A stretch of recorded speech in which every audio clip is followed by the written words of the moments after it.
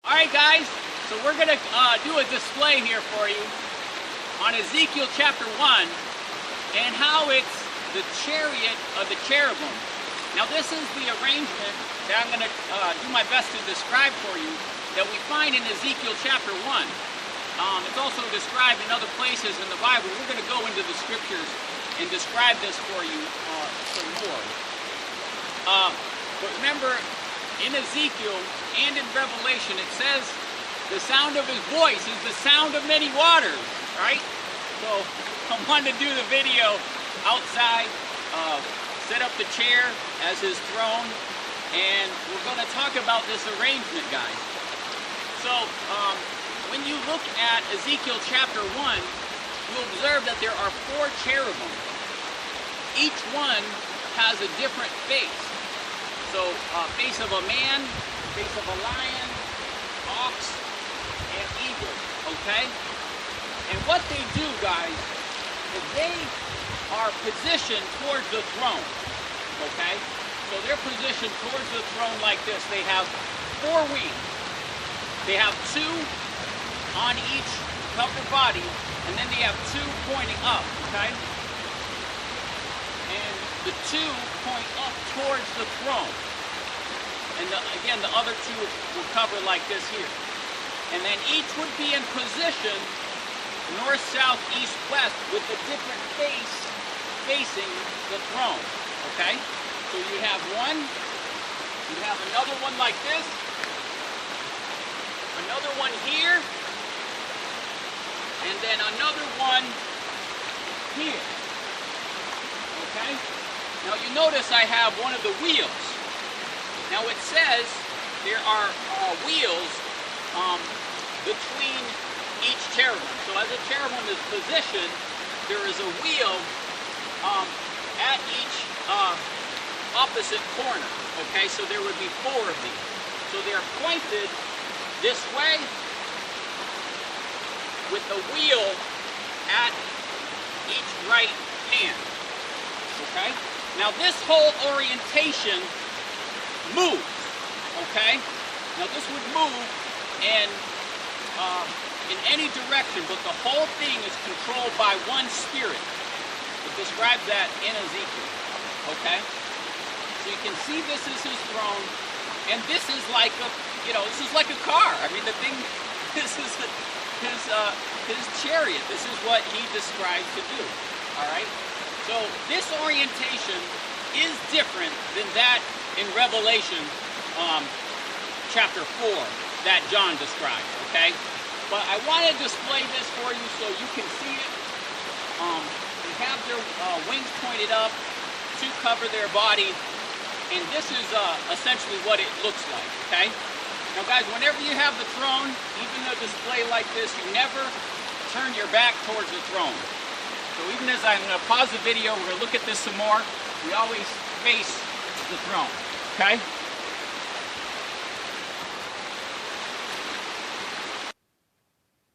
Alright guys, now we're inside the RV, and I wanted to show you this diagram, and this would kind of help depict some of what I was describing to you. Now the first thing that I want to show you here is this pattern of one living creature. Now we're looking bird's eye view, so we're looking from above, looking straight down, and this is the orientation of, and you can see Ezekiel 1 verse 10. And so you have different faces. There are 4 faces, okay? And so you can see the position of the 4 faces as one living creature, or cherubim, I should say. The living creatures are what we find in Revelation 4, okay? So you can see the orientation of the different faces and their position, north, south, east, and west. Now, what they then do is they then, from a 1, now they all have 4 faces, but then they form 4. So the 1 turns into 4, and now what you have is here you have lion, ox, man, eagle. Now you have lion, ox, man, eagle. Now the way you know this is the correct orientation is because they're facing the throne. This is the throne in the center, okay? Just like we had it outside, this would be raised. Now these are their wings. So just like we were pointing our arms up, this is where they're facing. And then to their right, each one has the wheels within the wheels, okay? So this is the orientation of the completion of the cycle of 4 cherubim. Now, if you remember, the Ark of the Covenant had 2 cherubim, and they had wings pointed. And there were just 2. Then when they came into Solomon's temple, Solomon added 2 more cherubim. And so that completed the cycle of the 4. That's what you see here. Now, this is actually to scale of the cubits. Again, looking down, bird's eye view. This is the head of the cherubim. They point towards the center and the wall. Now, they're very tall. There's something like 18 feet tall or something like so. It's very large. So we actually get their measurements when Solomon built the temple. I shouldn't call it Solomon's temple because it's the Lord's temple. Okay, so here we have this same pattern. Now you can see. Okay, now this is different, guys. The reason I'm pointing this out is you have the wheels. All right, now this is different than the throne in Revelation 4. This would be more descriptive of what we find in Thessalonians 4, 1 Thessalonians 4, and when the Lord comes, he's going to return with his angels, his chief angels, his archangels, okay? And I have some other descriptions of this. So that it's called the Chariot of the Cherubims, 1 Chronicles 28:18, where it is in Solomon. They face inward. They're 10 cubits high. 20.6 or 17 feet. You can see there. Each wing is 5 cubits or 8.5 feet long. And they guard the garden and their wheels within the wheels, okay?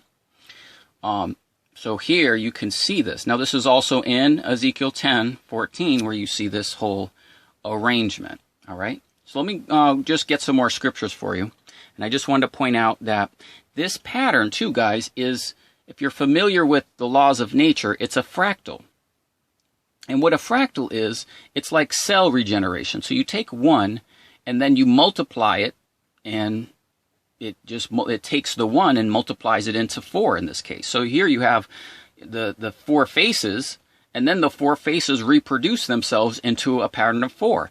That's exactly what I did here. That's why this calendar is based on this pattern. You can't have a month with 13 months in it because there has to be 12. This is the proper pattern. So here you have 1, 2, 3, 4, and then you take this pattern and you just multiply it. And now you got 1, 2, 3, 4. So from the 4, now you have 12. And it's just the same pattern repeating itself. Okay? And you can see even here that there's the wheels. Okay? So you can even see that the same orientation that you have here is actually here as well. And this actually works with the signs: Taurus, Ox, Lion, Leo. Now, the eagle is actually, it's Aquila, it's in one of these, and then Aquarius is man. And you can see that that's very similar to this arrangement here. Okay? All right, so let's look at some other scriptures about the Lord in this orientation, guys. All right, guys, now let's look at some scriptures here. Psalm 99, verse 1. The Lord reigns, let the people tremble. He sits between the cherubim. Let the earth be moved. The Lord is great in Zion. He is high above all people. Let them praise his great and terrible name, for he is holy. So, guys, you can see here, I have some flowers. I always give the Lord flowers. So many amazing things that he's doing for me. I wish I could tell you about. But I just wanted to, because I'm sure you guys always talk about what's going on in here. I don't think anyone actually listens to me. They just want to talk about what it is I'm doing. But anyway, let's also look at Matthew 24.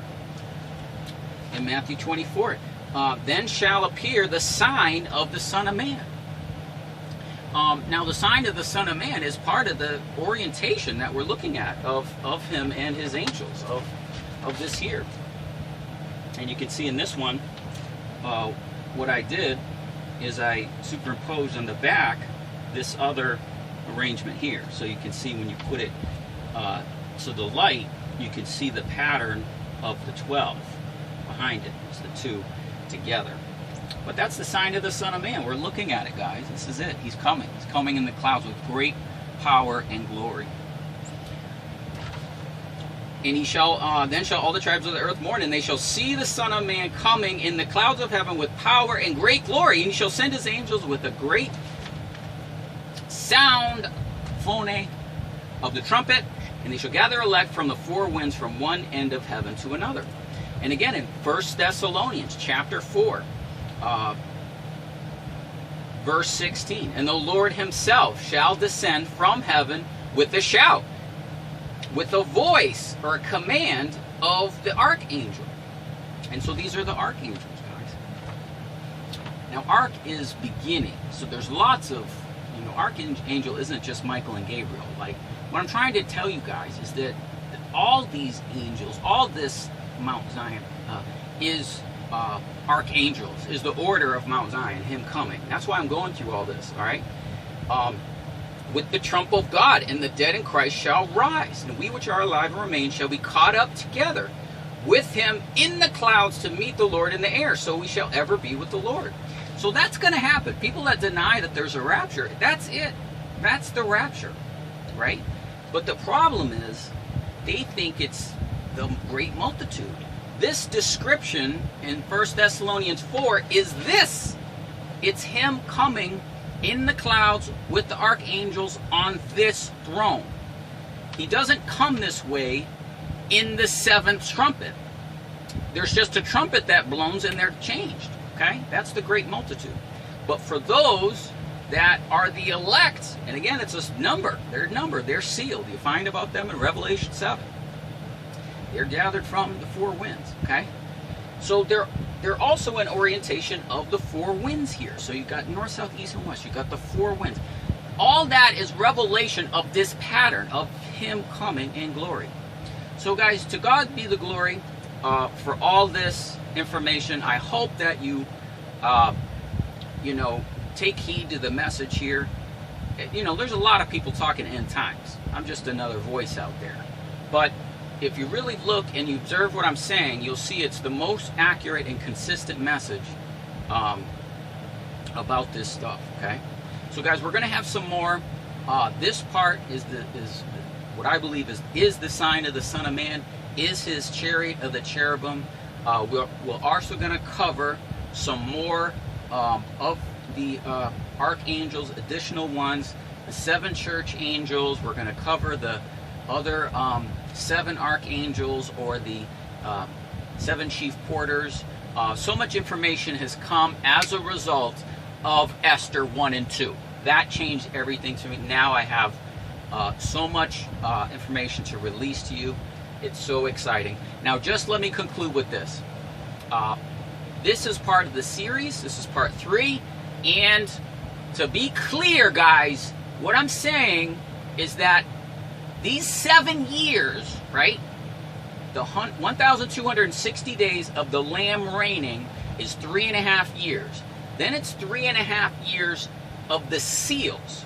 So this is 7 years prior to the Great Tribulation. The Great Tribulation starts, then you have another 3.5 years of the trumpets. Then you have another 3.5 years of the bowls. So all told, we now have 14 years of time. All right? I hope you get that. I hope you understand what we're saying. That's what we find out in Esther chapter 1, is that the king reigns 7 years. Part of that is the order of these angels. That's why I'm doing this. All right? The other part is the seals. All right? Now the 7th seal is only a half hour. It's not 6 months. So he opens the 7th seal. There's silence in heaven in a half hour. Then the first trumpet blows. So the 7th seal is only a half hour. All right. So that would mean there's more time with the 6th seal. All right.